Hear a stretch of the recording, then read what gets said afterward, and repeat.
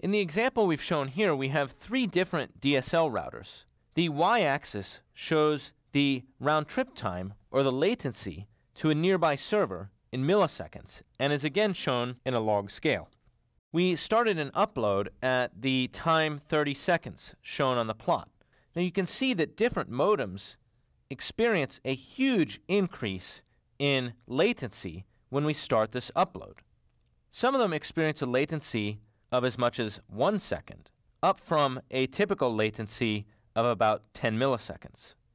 One particular modem saw a round-trip latency of as high as 10 seconds during uploads. Now, to remind you what's going on here is that the modem itself has a buffer. Your ISP may be upstream of that buffer, and your access link may be draining that buffer at a certain rate. TCP senders in your home will send until they see lost packets. But if the buffer is large, the senders won't actually see those lost packets until this buffer has already filled up.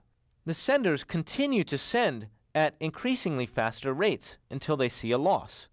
As a result, packets that are arriving in this buffer see increasing delays, and senders continue to send at faster rates because without packet loss, they don't have a signal to slow down. There are several solutions to the buffer bloat problem.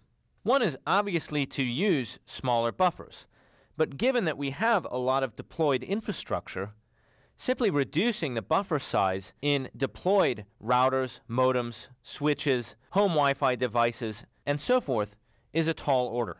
The other thing that we can do is to use the traffic shaping methods that we've learned about. Consider that the buffer drains at a particular rate, which in this case is the rate of the uplink to the ISP. If we shape traffic such that traffic coming in to the access link never exceeds the uplink that the ISP has provided us, then the buffer will never fill. Thus, by shaping traffic at the home router such that the rate that traffic is sent to the ISP never exceeds the rate of the uplink, the modem buffer will never actually fill up. This type of shaping can be done on many OpenWRT-capable routers, including the Bismarck routers that we've developed here at Georgia Tech.